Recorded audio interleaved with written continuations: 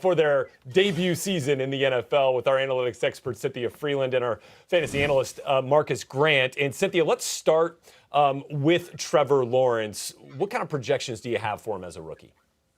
Well, I don't have him in the draftable range. He's just outside of 12, 13, unless you're in a two-quarterback league, of course. But I do think week one, he has the Texans. That could be an interesting one if you need some sort of help in that first week. But for me, it comes down to the fact I'm not really sure how Urban Meyer's going to run this team. It seems like there's going to be a big dependence on the run, which means it's not a bad thing for Lawrence. It's just not a great thing for your fantasy roster. Although I will say Lawrence was the best quarterback in this rookie class under pressure against the blitz. He was against the blitz most often of any of the other rookies, and he performed best against it. So he will have some great upside eventually, but I'm not going to start him at the beginning of the season, and I'm going to look to see potentially what happens with this offense and kind of the split between run versus pass. Yeah, I get it. Trevor Lawrence and Zach Wilson's fantasy drafts won't go as well as their real drafts did, Marcus Grant, but what kind of intrigue do you see for the Jets QB, Zach Wilson? Well, I'm sort of with Cynthia in the sense that I'm not drafting Zach Wilson anywhere, but if you're in a two-quarterback league, it's certainly interesting. If you're playing in a dynasty league, it's certainly interesting. The Jets offense, I think, has more intrigue in it this year than I've seen in recent years, with guys like Corey Davis coming in, drafting Michael Carter. I mean, there are a lot of pieces there that sort of make this interesting, but I think everyone's taking sort of a hands-off kind of cautious approach, and I think that really certainly defines Zach Wilson. We like what he potentially can be, but with quarterback being relatively deep in the fantasy game, there's no reason to rush out and really sort of fight your way to drafting him right now.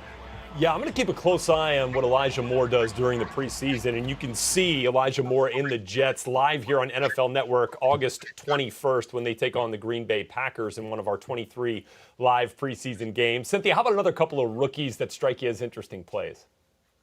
Well, I'm going down to Miami first with Jalen Waddle. I love this receiver for a lot of reasons, but one of the reasons is his first 3 yards off the line of scrimmage. His burst was the fastest amongst any of the wide receivers, meaning I think he's going to be able to get that perimeter, stretch the field, let's see what happens situation for Tua. So for me, when I look to see, okay, how's this offense going to be different, they're going to need to get the pass going, and I think Waddle will be one who will be utilized very heavily. Remember, they also brought in Will Fuller. He can help stretch the field too, so you're going to get that nice balance between kind of the new guy and then the known quantity, meaning Will Fuller being the known quantity, drawing the defensive backs away. And then I'm going to take, as Marcus calls, the low-hanging fruit because it tastes just as good, with Najee Harris in the Pittsburgh Steelers. So when I look to see, okay, what's going to happen in this backfield, it's just his, right? The volume is there. That's a huge predictor of success. And also his ability to be useful in both the pass-catching game and the true rushing game is a really big deal for Ben Roethlisberger and this offense. They need to open the offense up. We saw last season Ben Roethlisberger utilizing the quick passes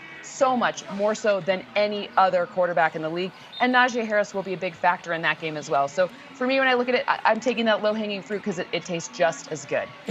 And when you can check out Najee Harris as well live here on NFL Network when the Pittsburgh Steelers take on the Detroit Lions Saturday, August 21st, 7:30 Eastern Time. Marcus, another couple of rookies for you that you're excited about?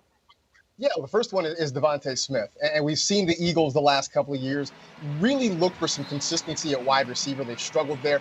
He might already be the best wide receiver on this roster. And I would not be surprised if you see Devante Smith get somewhere in the neighborhood of 100 targets in his rookie season. And right now, you look at drafts, he's going after guys like Kenny Golladay and Odell Beckham Jr., who we know is known quantities, but who have much less consistent floors than you're seeing from Devante Smith. So that's a guy I really take a shot at, especially in the 6th, 7th, 8th round when he's available.